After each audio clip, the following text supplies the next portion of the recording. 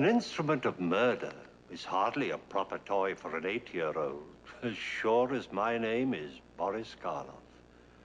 And this instrument casts an evil shadow even beyond the death it has caused. And upon it is the mark of the hand. That's the name of our story, based on a novel by the celebrated Charlotte Armstrong. Our principal players are Miss Mona Freeman, Miss Jessie Royce Landis, Mr. Shepard Strudwick, Miss Rachel Ames, and Mr. Judson Pratt. Let me assure you, my friends, this is a thriller.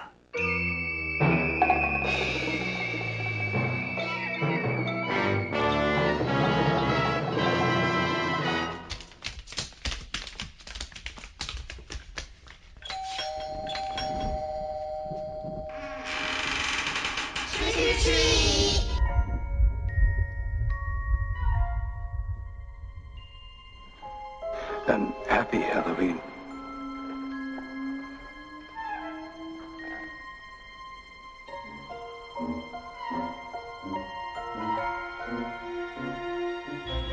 My guys are raw.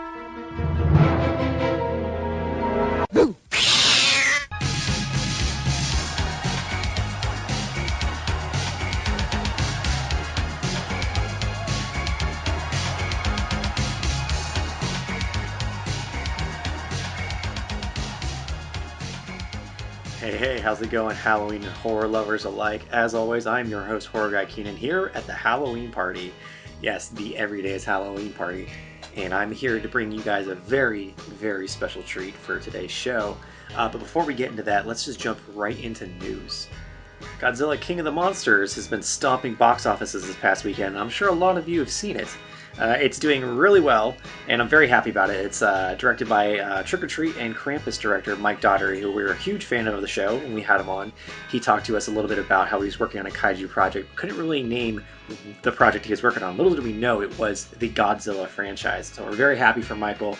Very happy for everybody out in Atlanta that's been working on the film shoot for the past, I guess, 4 years now. It just turned out great, and it's going to keep rolling very, very fast, which now looks like the next film is Kong versus Godzilla. This is an adaptation from the old original King Kong versus Godzilla, which is kind of a little bit more goofy. There's a lot of those they kind of throw together a concept like Bambi versus Godzilla. Check that one out on YouTube if you haven't seen it. But King Kong versus Godzilla was apparently a thing. I've seen it a few times. It's a fun romp. It's a little goofy. This, on the other hand, will be the Kong from Skull Island. This is the King Kong that we've seen in these movies. This is going to be the Godzilla from the last film, this film. They're bringing that whole franchise together through Legendary Pictures. Mike Daugherty had this thing to say. I think the part of the fun is watching that fight go down is where we see the potential of an underdog battle. So we're going to see, we all say like, well, Godzilla has atomic breath, and he's a giant lizard. King Kong's not even that big. How would that really work? Well, apparently King Kong hadn't grown to his full size in Skull Island. We were still seeing kind of a smaller King Kong. So will he get bigger in this movie? Possibly. I think it'll also be a kind of thing where, he's still a little bit smaller, but he has that kind of that nimbleness that, he can swing around Godzilla's neck and work away. And Mike has also revealed that someone is going to die. This is not going to be the type of thing where they're fighting a battle and then Mecha Ghidorah shows up and then they got to work together to take him down. He says, no, this is a fight. This is kind of like Freddy vs. Jason, where one of them is going to go down.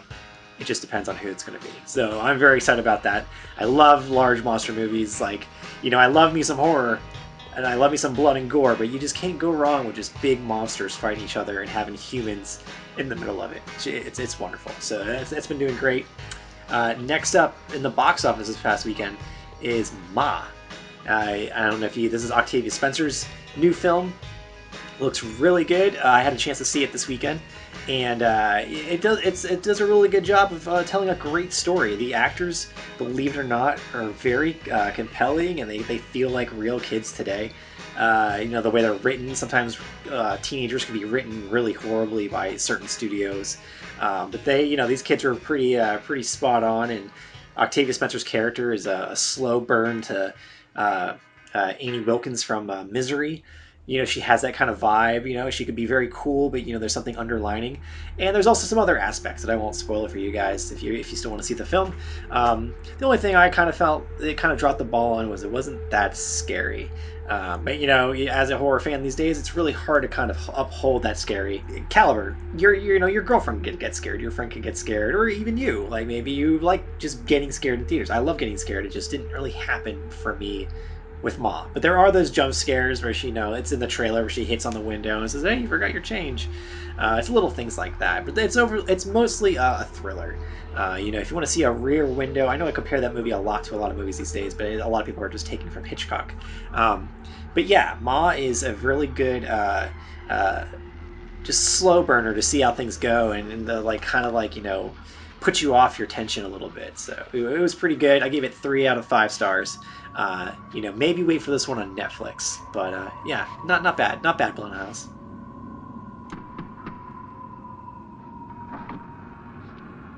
Come in.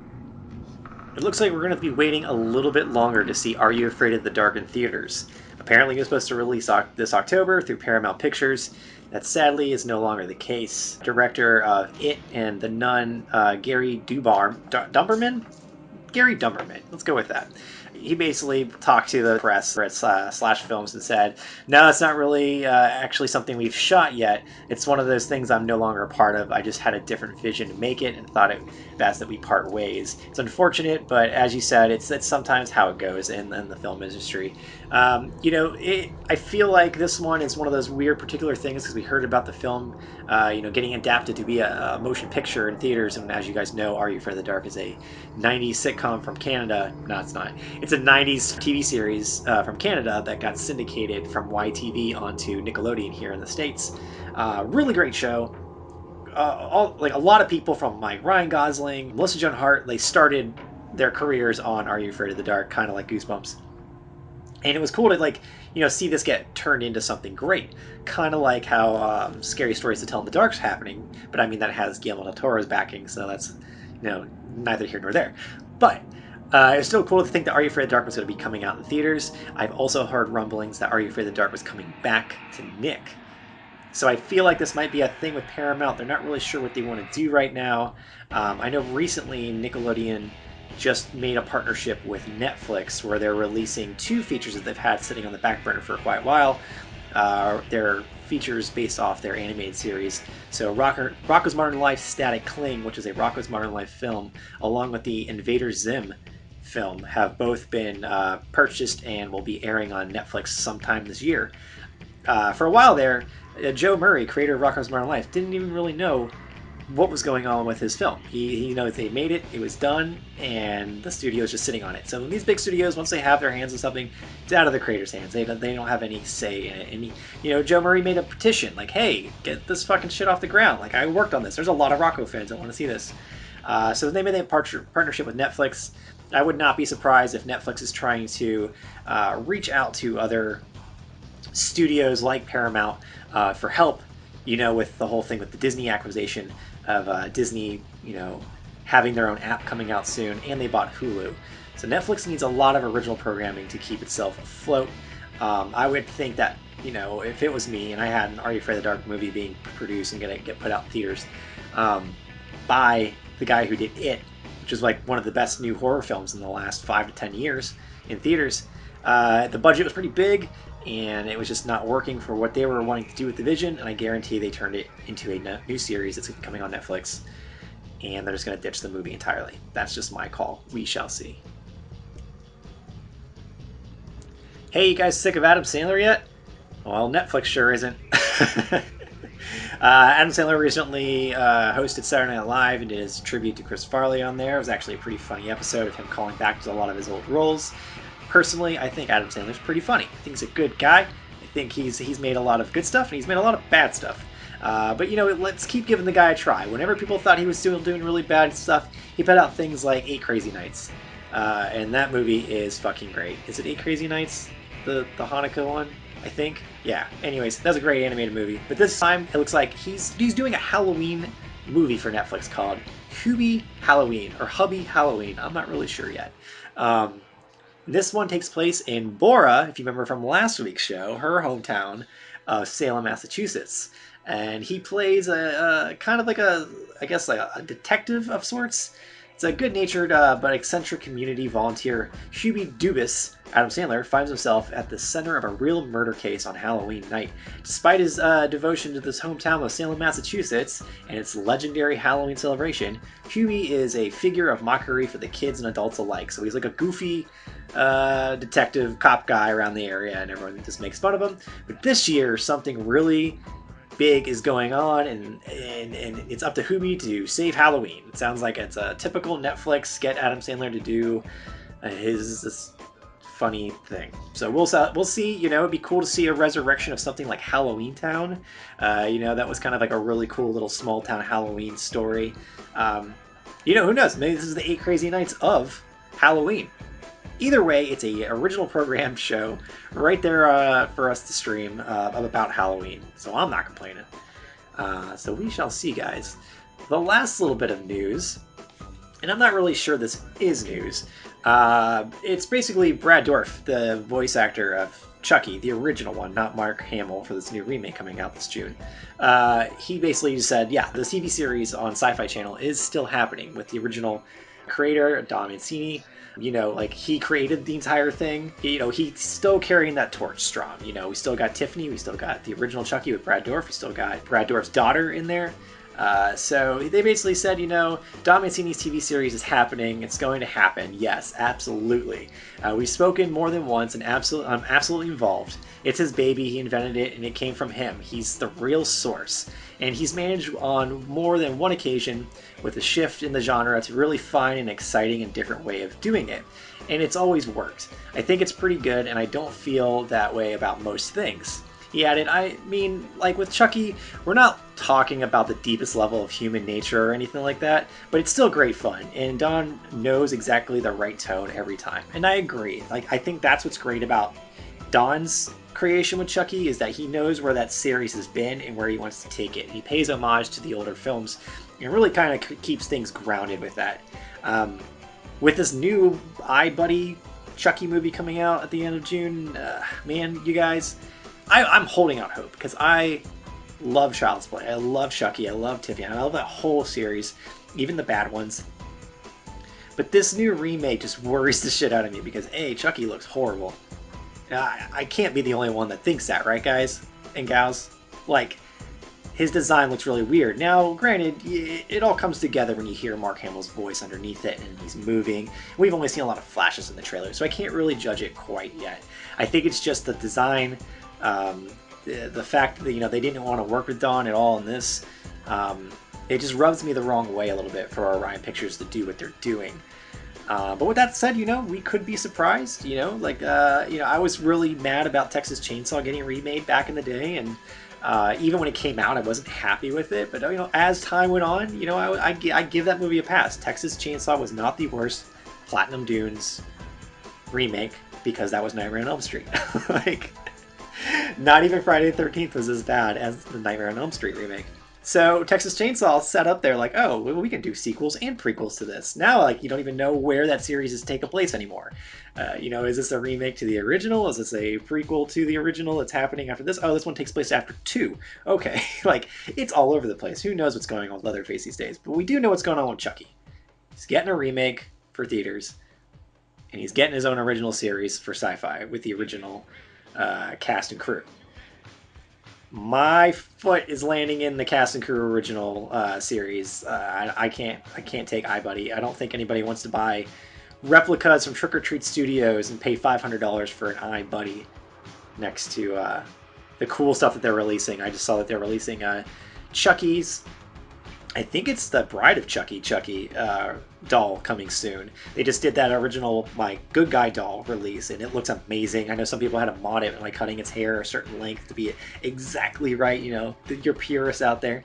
But everybody looks so happy with these Good Guy dolls. Like, it's like their dream come true. Like, they have that doll that they've always wanted as a kid, but they're, like, you know, in your mid 30s to 40s like I am right now, and it's just like, oh, well, you know, I'll get that whenever they drop the price, which they never will.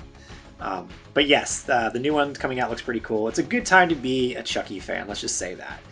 Even if you don't like the new remake or you don't like the new series coming out, at least it's cool new Chucky content. There was a cool good guy doll standee right outside the theater when I saw a mall this weekend, and I really wanted to take a photo of it with me in it, but I couldn't do that by myself. It's kind of hard to do, holding a phone and taking a picture of yourself in a good guy doll box. Who knows what the future holds? Okay.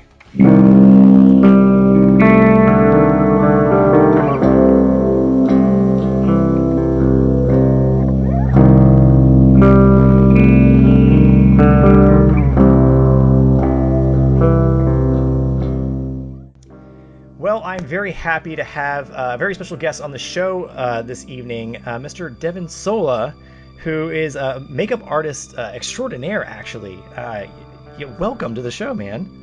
Thank you for having me, Keenan. Yeah, I've checked out your YouTube videos, and there's some of the best makeup tutorials out there. Not just for men and women, but just in general. Like, you have some really cool stuff, and I love your eye for the genre. Like, you have a really cool Otis one, and you kind of like mix your music in there, and it's more than just a makeup tutorial. It's almost like an experience. Wow, thank you so much for recognizing that. For sure. That's man. Definitely the intention, to make it a theatrical experience rather than just your average tutorial video. Right, yeah, like this is what I'm using and this is what I'm putting on. Like, it's like, yeah, you really feel like, you're getting like a cool, 15 to 20 minute, delve into this, delve into the mind of Otis B. Driftwood or, Lydia Dietz. Yes, sir. I love that. But yeah, for those that don't know, Devin also played bass guitar in Motionless in White, which is a really cool, horror-themed band. And now it seems like you're just kind of taking time to yourself. And, I think that's really cool. I actually jumped on a few of your streams recently. I know you're doing a lot of horror gaming streams. That is correct. Yeah, I've loved video games my entire life, and thought this was the perfect time to kind of broadcast that, to have a continuation with some of the followers of the band, as well as, just a new audience as well. So, yeah, I'm already playing video games pretty much every day, so might as well share it with others. Yeah, and I said the exact same thing. I started this podcast years ago, and whenever Twitch came out, I was just like, I'm playing these games, and it feels like kind of a waste to do it by myself when others could be, jumping in and enjoying the experience. Yeah, definitely. It all goes back to, just sharing the couch with your friends and having that experience together, and now it allows you to do that with virtually anyone. Mm-hmm. So it's great. Yeah, you're on, so you stream specifically to YouTube, correct? Currently, yes, I am hoping to, just bring an audience to my channel to check out those videos you were mentioning previously. But yeah, Twitch is definitely the preferred outlet. So I'll be moving to there for the gaming aspect pretty soon here. Very cool. And I know this type of thing too, where you can also link up, like you can stream to one outlet that kind of spreads it out to YouTube and Twitch, so you can kind of get all the viewers at once. Yeah, I've read that. I'm still new to it, so I'm learning. But yeah, maybe that'll be a thing in the future as well. Well, very cool. All right, well let's start from the beginning, man. How did you get mixed up with a band from Scranton, Pennsylvania, known as Motionless in White? I had just left college and was living with my parents again, not really sure what I was doing. I actually worked at Halloween Horror Nights a couple seasons, but that obviously only filled the gap between October and November. Yeah, now this is in Hollywood, right? Correct, yes. Gotcha. Do you know what year, what theme was going on at Halloween Horror Nights when you started? I believe it was 2010, maybe 2011. The first year I joined, I was a late audition, so they kind of threw me into a pool, which was a cool experience because it allowed me to try out, different roles and go in different houses and whatnot. So that was actually the first time I was Otis. Was they placed me in the House of 1,000 Corpses maze at awesome. Universal. So yeah, I was just I was just in heaven, and from there it definitely surged that admiration and drive to do characters. But yeah, I was just doing that briefly. Out of the blue, I just messaged the guitarist Ricky and just basically asking him if he knew of anyone really who needed anything in the music world. Just because I was always interested in that. I had played guitar, since I was 12. So Okay. just out of the blue messaged him, and he said, actually, we need a bassist right now. Wow. And I wasn't even really pertaining to, his band, or just anyone, but it was funnily enough that it worked out like that. So sent videos over, just me playing, showing him what I could do, and I think I was out there with them a month later. So it just was the exact right time. Yeah. And just happened. That's awesome. So it was one of those things where like you kind of just went out there. Like, did you like move out to Scranton for a while, or was it like you were only out there for like a few weeks or a few months?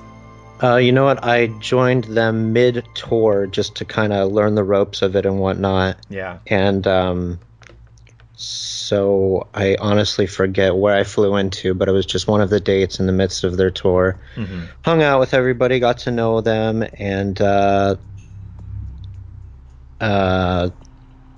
didn't really perform, but just learned everything and whatnot. And then the next tour was a few months afterwards, and that's when I started performing. Very cool. That's awesome.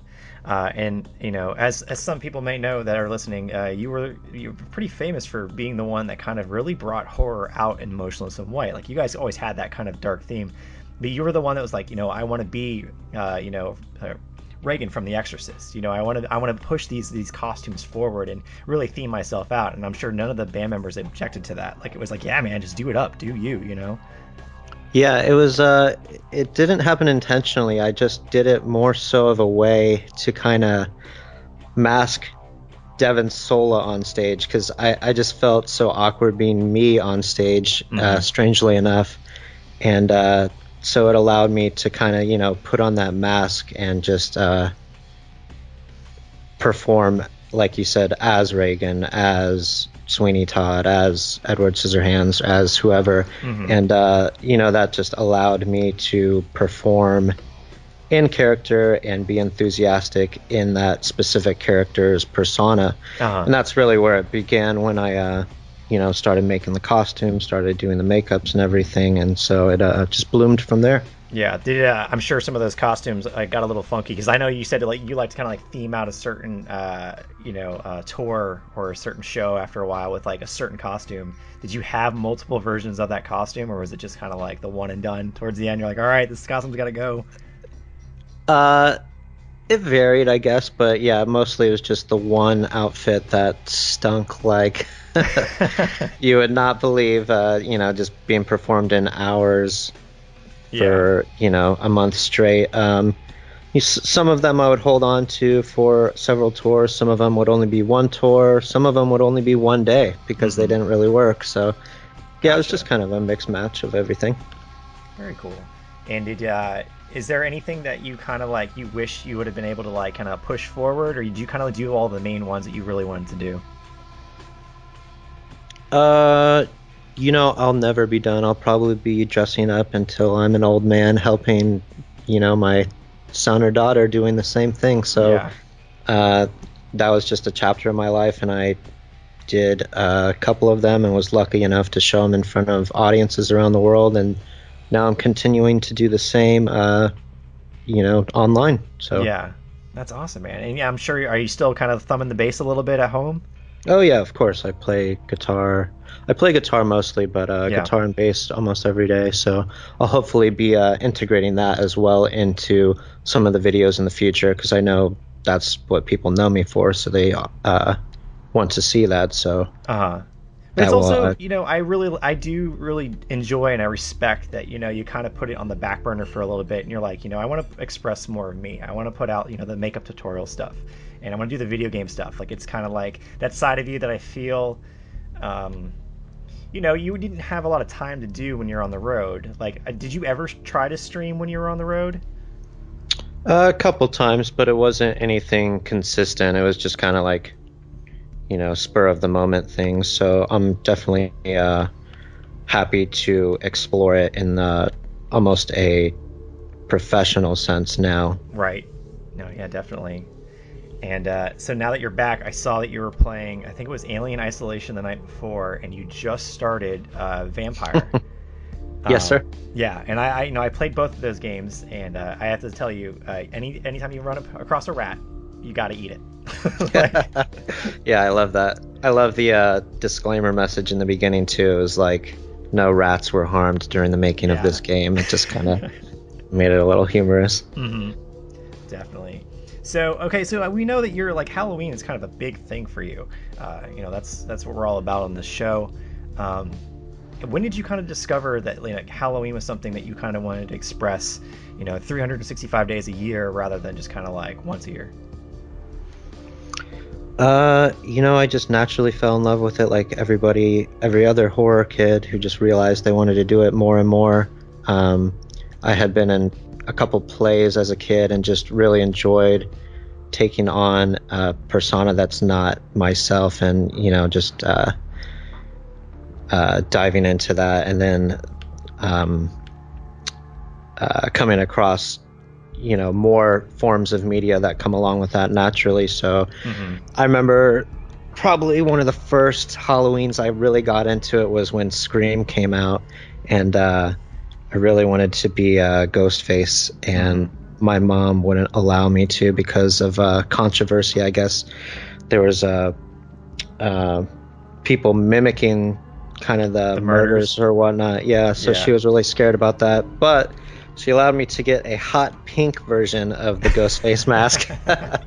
So nice. That's one of my first Halloween moments, or first Halloween memories. But I always looked forward to that day of the year and planned it throughout. And one of the things I always remember is getting the Party City brochures in the mail and just scanning all the new costumes available, because back then that was basically the only way a kid could really come across that sort of thing. So right, that was the internet for us. You just kind of opened that up and you had your like maybe 1 to 2 pages of just like Halloween decorations that looked really awesome and some masks, and then every other page was like the costume layouts. Yeah. It's awesome. Yeah. Oh, I miss that, man, for sure. And have you had a chance to play Dead by Daylight at all? I briefly have. I'm not really a fan of the gameplay too much. It gets kind of old for me, but I definitely love the aesthetics and the characters and whatnot. So that definitely allows me to enjoy it when I do play it. But not so much. How about you? Yeah, that's kind of like one of my main, because I'm not really a competitive person online. I kind of like you, I like jumping in a really good story and kind of just figuring out my way through it, and kind of like, it's kind of almost like a personal experience when you play a horror game. When you kind of play a massive multiplayer, not really massive multiplayer, but kind of like, you're going against other people, it can kind of take that away. But I know they just added a ghost face to the game. Oh, really? Yeah, so that might entice you a little bit. Is there a hot pink option? Right, I'm sure that'll be a costume option soon. Yeah, maybe I would enjoy it more. I honestly don't know too much about it. Maybe we should play it sometime. For sure, you can teach me the ropes. Yeah, that would be really cool to kind of do some joint gaming. Now, you do PlayStation, right? Correct. Okay, gotcha. So yeah, I'd have to get on the PlayStation, but yeah, I would definitely be down for that. Cool. So I know you have a few tattoos. You've shown off the Tim Burton sleeve, the Disney sleeve. Have you had time to kind of like add to those, or is it just something you're kind of like not really into doing at the moment?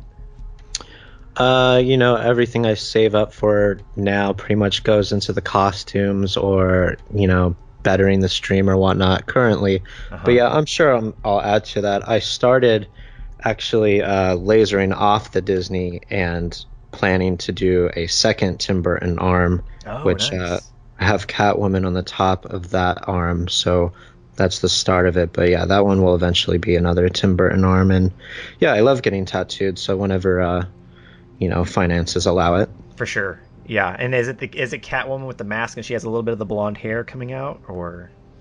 No, she is fully masked, but I know what you're talking about. I have a figure of that I'm looking at right now. Nice. And I maybe I still can add the hair, because I love that kind of torn down. It's almost like that Selena Kyle breaking point for her, Yeah, exactly. That's awesome, man. All right, so let me ask you some favorites here. Let's start with horror movies. What would you say is your favorite slasher? Ooh. I'm probably gonna get some crap for this, but I really love the Rob Zombie Halloweens. That's, it's so funny that we've come to this like turning point where, if you liked Rob Zombie movies, automatically people gave you shit for it. Like, it was Yeah. like, there was no rhyme or reason to it. Oh, you liked House and Corpses? Well, you're a fucking idiot. Like, his wife can't act. You're dumb. And it's just kind of like, well, you're not really giving me viable reasons why the movie's bad. You're just kind of giving me your own opinion of what you think about his wife and things. Sure, yeah. And yeah. I love the originals, obviously, but, I'm also a fan of Rob Zombie in general, so to see him come together with one of my favorite movies, it just makes it even more special for me. So yeah. And I think you and I are kind of around the same age too. Like, did you see House of Corpses in theaters? I do not believe so. I believe I got it at Blockbuster when it came gotcha. out. Yeah. But it was something that, as you were growing up, you kind of like watched and you're like, I dig this. I like this Yeah, of course, style of film. And when he got a chance to kind of take over Halloween, it was really kind of like, oh shit, like we're going to get to see Rob Zombie take over one of the best, slashers in the genre. And I think Tyler Mane played a really good, brutal Michael Myers. Like hearing those grunts as he's coming down with the knife, it's terrifying. Oh, yeah. Some of the gnarliest stabbing sound effects I've ever heard. Yeah, Wayne Toft did a great job with that movie, or both of them. I think Halloween 1 and 2 are pretty great. Yeah, I think that's a great answer. Good, yeah, for sure. I like that. What would you say a zombie film? Ooh,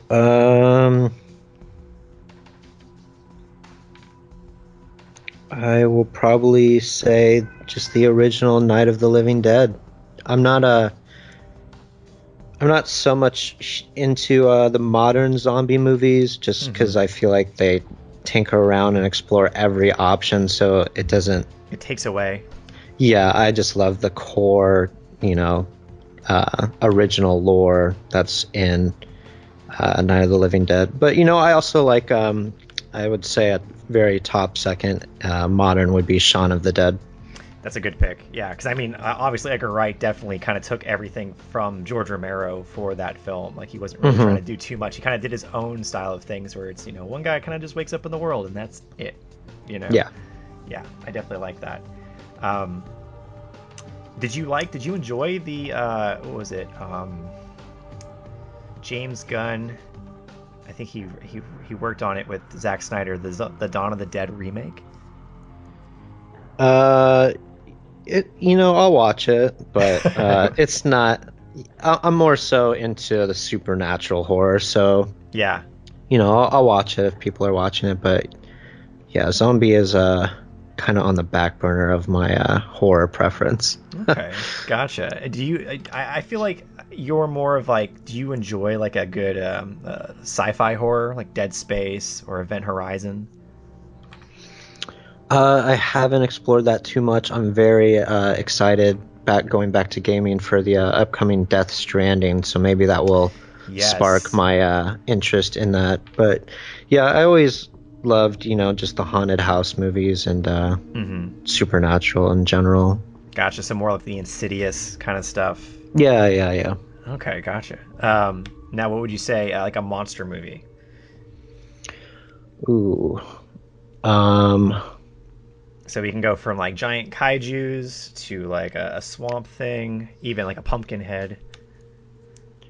Yeah, I will just I'll keep it beautiful and say Bride of Frankenstein. I remember seeing it for the first time as a kid and just loved that a girl could be a monster too, and it was just as scary. So yeah.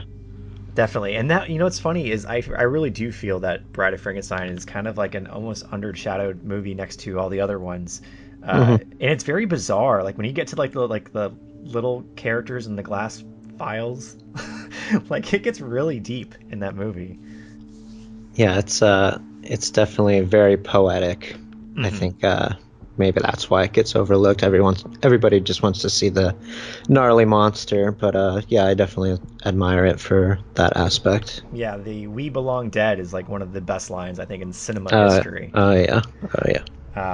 It was a shame that when they try to reboot the Universal Monster thing with the Dark Universe, with the Mummy, It was just like, we're trying to do Oh. action. Did you see that Mummy movie? Yeah, I did. Yeah. You know, I was so excited for it, and I love the character design of the girl, Yes. Mummy. So, but the movie itself was, just a miss for me. But I'm hoping that does not The end stop all. any progression. Yeah. No, yeah, I think So it we'll was see. just, yeah, I think it was just one of those things that, like, you know, they weren't listening to what, you know, like, you don't have to listen to what everybody wants all the time, but at the same time, people want to see if you're going to do those characters, you have to do a dark, poetic story. It's not about things blowing up, you know? It's not a Fast and the Furious movie. It's very much a Tom Cruise movie. I'll just put it that way. For sure. Cool. All right, so let's just go in general. What is one, like, give me like 2 to 3 of your favorite horror movies. I love vampires, so I'll say Bram Stoker's Dracula with Gary Oldman is a very, very top number one, probably tying with the original Dracula. Nice. Yeah, it's almost like a fever dream. Yeah. I also love Guillermo del Toro, so I'll say his recent Crimson Peak is just another beautiful horror film. Definitely. And, you know, I love Tim Burton, so I'll have to go back to that and either say, let's just say Sleepy Hollow. That's a good one. Very favorite of mine for Tim Burton. Yeah, I think it was seeing the Headless Horseman when he gets his head back and seeing who it is it's almost insanity. I love it. What would you say is your favorite costume that you've worn so far? From makeup tutorials or on stage? Or even as a kid? Like you just felt almost empowered or like you felt like that character. I feel like that every time I put on something, so it's hard. I get asked that a lot, and it's hard to answer who's my favorite because I'm not really sure I have one. It's just more so just in the moment, whoever is my favorite. But I would say a recent favorite of my followers, at least, is the Sander Cohen from BioShock. For some reason, that's kind of become universal with my branding, I guess. So, I'll say him. Very nice. And I would love to see a return to Rapture at some point in time. I don't know what's going on with that. There's a future going even higher than the sky in the third one. So supposedly it's going to space now. Oh, okay. But there's been some leaked concept art, quote unquote leaked. So yeah, we'll see if that's actually going to come to fruition. It's almost giving us that itch for Dead Space, while at the same time giving us that itch for BioShock, which I like. Yeah. That's awesome. Do you have a favorite? I try not to advocate actual violence and murdering on the show, but like, do you have a favorite true crime killer? I listen to a lot of podcasts, so I come across a lot of them. Obviously I don't like the murder aspect, but I'll say Jack the Ripper, just because it comes back to that like poetic atmosphere. It's in London and it's almost lore at this point, but it actually happened. So and they still do not know who it is. So right. I think like a few months ago they said like they knew who it is, and I was like, they can keep saying that forever and ever and keep those articles always pop up, so it's kind of funny each time they do, but it's very interesting. Definitely. I really enjoy that kind of like gas lamp London theme to horror films. I love it. Yeah, I mean, we kind of get that sprinkled into the Universal monster movies too, and I think that's something that just never really gets explored much in horror today. A recent favorite of mine was the Penny Dreadful TV series, and I think they really did that sort of world justice. They did, definitely. I think, and it's coming back too, which is pretty cool, but it looks like it's almost like a completely different theme. I just saw that the other day. What is the title? I forget. I think it's like, I don't know, say like Los Santos or something like that. Yeah, something like that. 1930s Los Angeles. So that'll be interesting, and it has the lady from Insidious actually, so that's very cool. Yes, yeah, and I think the original writers are back, so it gives me hope. And like some of those characters, I mean, they're almost immortal, so we might see some crossover. Like I would love to see that Frankenstein just come back in anything, because his Frankenstein was beautiful.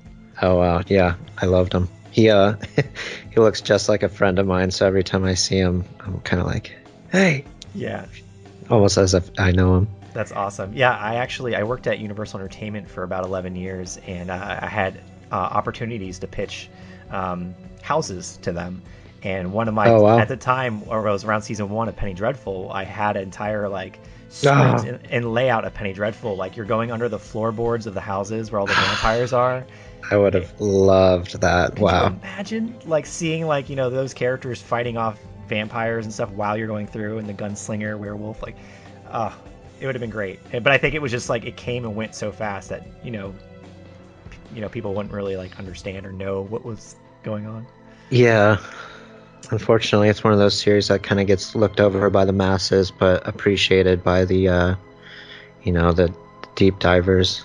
Yeah, Devin, you definitely gain points for being a fan of Penny Dreadful. Yes, awesome. What would you say is your favorite Halloween themed film? Hocus Pocus. Oh my God, that's a great answer. Yeah. It just captures everything, just the 90s charm. Love Billy Butcherson as a character, love the kookiness of the witches, love the town and the atmosphere. It just wraps it up so perfectly. It really does. Did you ever get a chance to read the sequel book? I did not know. I did not know about that. Yeah, it came out last year. It's on audiobook, or you can get the traditional version, and it's not bad. It kind of delves a little bit more into the future of what was going on with Max and his girlfriend at the time. They have their kid, and the Sanderson sisters come back. And I think it's a good way to do it because I'm sure we can't. I would love to see Bette Midler and all those characters reprise their role, but they probably won't. Yeah, they've kind of been testing the waters lately. I saw she was in full character at some sort of red carpet event, and they implement it in Disney's Halloween season. And so, yeah, I think they're kind of testing the waters, but yeah, that would be very interesting. Gotcha. What is the name of that sequel? Is it just Hocus Pocus 2, or? I don't know. I feel bad now for being a host that doesn't know that. Let's see. Hocus Pocus sequel. It is called, the all-new sequel. So there you go. Okay. I will definitely check that out. Thank you. Yeah, no doubt. So that's cool. Do you have a favorite? Oh, have you ever gone to Disney's Mickey's Not So Scary out there? Yes, I have. I've went the last 2 years, actually. I really enjoy it. And now they're switching it. I don't know if they're replacing it or moving it over, but now it's in the neighboring park, California Adventure, and it's going to be Oogie Boogie's Halloween party. So I'm curious to see how much more Nightmare Before Christmas they'll implement into that. That sounds really cool. Yeah, I know. I went out there maybe about 2 years ago and actually had a chance to go into the original Haunted Mansion and ride the, redone Nightmare Before Christmas version of that ride. Oh yeah, it's beautiful. It's so great. What costumes did you wear when you went out there? The first year I was Billy Butcherson, actually, from Hocus Pocus. Very nice. And I came across the three witches, just a bunch of nice old ladies, took a picture with them, and they were all in character, so that was awesome. Last year I was Lydia Dietz from Beetlejuice in the red wedding gown. Okay, so that was fun. The same one that we can see on your YouTube page? Correct, yeah, I actually filmed that right before I went. Oh, great, awesome. Yeah, me and my girlfriend, we were going back and forth with so many different options what we wanted to do for it here in Orlando, and it was kind of like a last minute thing. We ended up just doing the Uma Thurman and John Travolta from Pulp Fiction. Oh, very cool. And it was great because you saw so many the people working with adults, like her with like the blood a little bit coming out of her nose and her hair frazzled, and they're just like, oh, that's pretty great, Yeah. So that's awesome. Fun. Yeah. Do you have a favorite Halloween candy? Candy corn. Yeah, I agree. A lot of people hate it, but I don't understand why. It's the universal Halloween candy. If you don't like it, learn to. For sure. Do you kind of despise the one with a little bit of chocolate on the end? Like it has to be orange, white. Ooh, I hate that one. Yeah, I agree.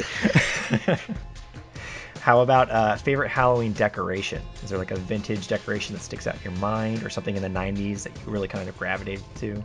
My living room is actually just completely covered in that now, so it's hard to go back to the root of where it all began.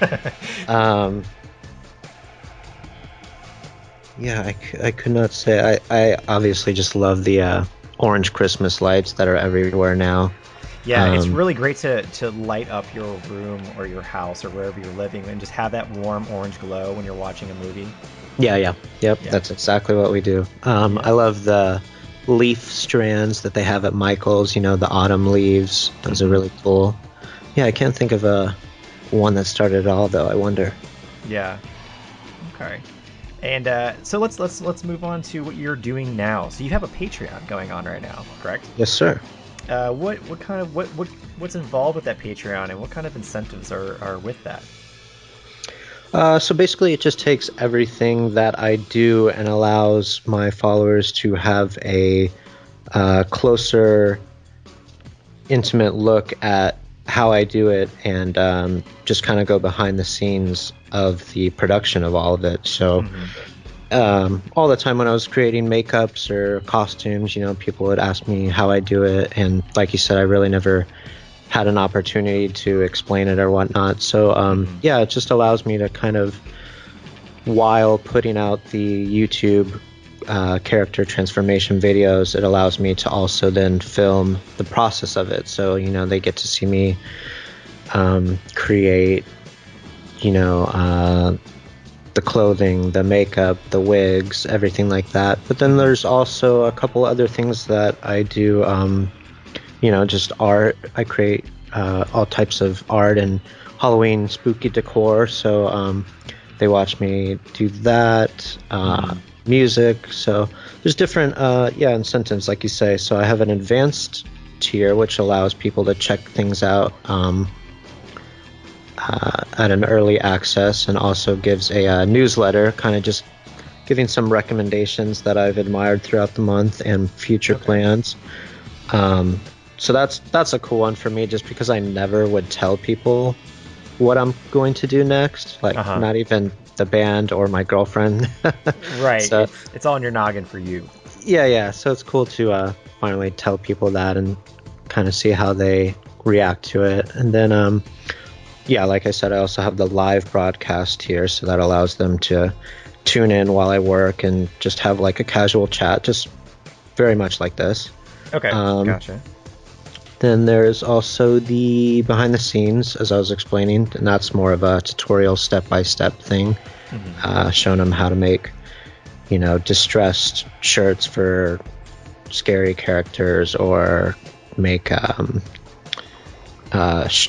clothing. I have a clothing brand that I do called Worn Doll, and I design everything myself and do everything from scratch. So I have a behind the scenes video of that currently, showing you how to dye the shirts, design them, etc. And then I also, the top tier, it allows me to create exclusive merchandise for the people who sign up. So that one is really fun. That's cool. Yeah, I've done silly things like magnets or exclusive prints that aren't available anywhere else. I've only done that for 2 months so far, so I'm very excited to see where that goes. But I just love the idea of exclusive merchandise and offering that through a community that directly supports it. It is a really cool idea. That's something that I've kind of explored on Etsy. I make these jack-o'-lanterns that light up with resin. And cool. It's something like, it's really cool. It's a clear resin, and you kind of just put an LED light in there and you paint around it. And it was really cool. And I kind of kicked around the idea of the Patreon for a while. So I like that you kind of like, you're making things specifically for Patreon members who you get, like you said, this unique item that you can't buy anywhere else. Yeah, it's very much like a community, almost like a private art class, and it allows just that sort of one-on-one communication and artistic sharing. Yeah, no, definitely. Well, that's awesome. And so do you have anything else going on right now that you want to talk about, or? That is pretty much it. I bounce back and forth between all of that throughout the day. So I wake up and start right away until the sun goes down. So I'm enjoying that very much right now. But yeah, obviously very much open to anything else that comes my way. Yeah, you're living and breathing Halloween, and that's why I enjoy you so much on Instagram. You're always asking, people, ask me anything, ask me some questions. I'm always here to answer them and share stuff with you guys. Yeah, I love connecting with, the followers. They're the ones who make it possible for me to do this exact thing that you're talking about. So, yeah, I love giving back to them and conversing with them as much as I can. Very nice. Well, Devin, this was a great talk. I look forward to maybe playing some horror games with you and having you back on the show and you get another project going. Yeah, I'd love that. Thank you very much for having me. I listen to podcasts throughout the entire day, so it's very cool to become part of one. Yeah, I think my girlfriend, Kelly, was the one that kind of sent you the podcast and you kind of gave us a shout out. So I was just like, all right, Devin's a cool dude. I definitely want to interview him someday. Very cool. Yeah, I've listened to every episode and always look forward to the next. Once again, I want to thank Devin Sola for coming on the show. It was very awesome to have him on and talk a little bit about what he's been up to since Motionless and White and how he's kind of living and breathing Halloween every day for all of his fans on YouTube. All right, guys, let's jump into what's streaming this month, the month of June. Here we go from Fangoria. On Shudder, we have Boar. This is a group of people on an island getting chased down by a boar. Knife Heart. We have Visitations with Elijah Wood and Daniel Noah. Sam Zimmerman's Shudder Guides. Christine. There you go. That's a good one. The Haunted. The Exorcist. The Phantom of the Paradise. I cannot stress this enough, guys. If you have not seen The Phantom of the Paradise, do yourself a favor. Stop listening to this show.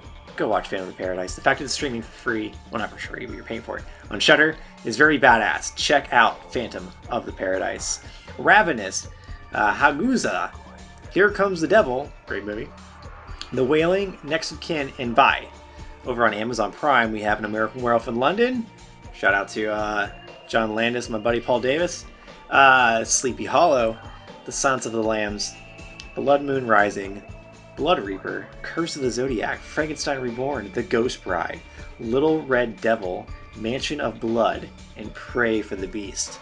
Amazon's been kicking up some pretty good horror lately. Hulu, we got Into the Dark, got another episode of that, They Come Knocking, another shout out to Paul Davis. American Psycho, The Burbs, there you go, The Crazies, and then Friday the 13th, and Friday the 13th Part 2, Part 3, Part 4, Part 5, Part 6, Part 7, Part 8, Night of the Living Dead, 3D, which is not good, skip that, and Night of the Living Dead Resurrection, also skip that. HBO, Darkman, Darkman 2, Darkman 3, Funny Games, Halloween 2, and Halloween 3 Season of the Witch, fuck yes, and Netflix, Carrie, and The Golem.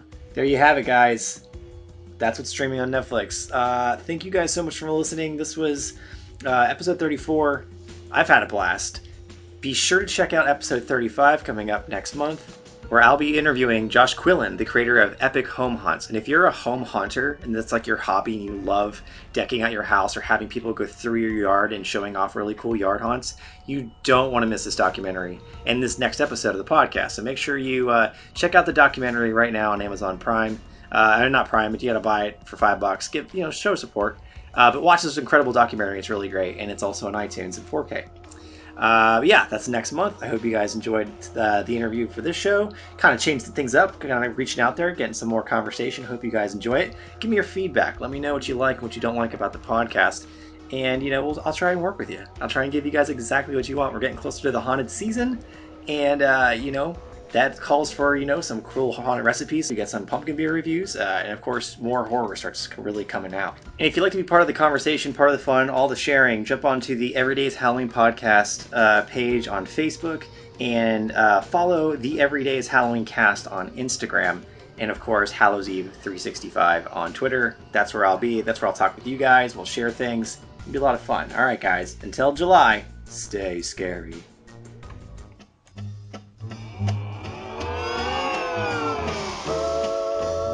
That's pure spooky, yeah. Now gather round while I elucidate on what happens outside when it gets late. Long about midnight, the ghosts and banshees get together for their nightly jamborees. There's ghosts with horns and saucer eyes, and some with fangs about this size. Some short and fat, some tall and thin, and there's some don't even bother to wear their skin. Oh, I'm telling you, brother, frightful sight. See what goes on in the night.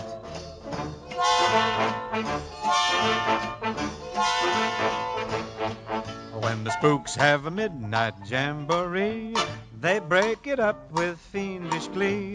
Ghosts are bad, but the one that's cursed, that's the headless horseman. He's the worst when he goes jogging across the land, holding his noggin in his hand. Demons take one look and groan and hit the road for parts unknown, 'cause there's no spook like a spook that's burned. They don't like him and he's really burned. He swears to the longest day he's dead, he'll show them that he can get ahead.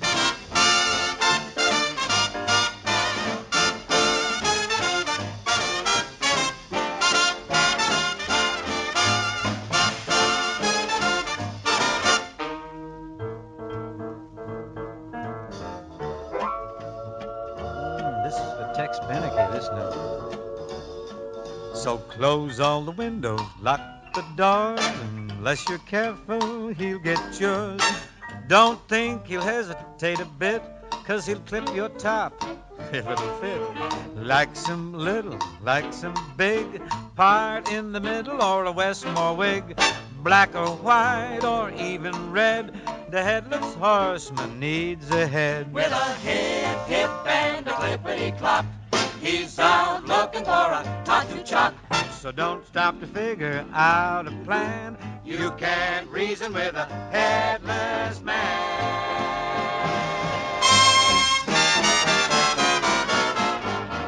So after dark now, you kids be good. Better stay at home the way you should. 'Cause right outside and waiting there is the headless horseman. Beware!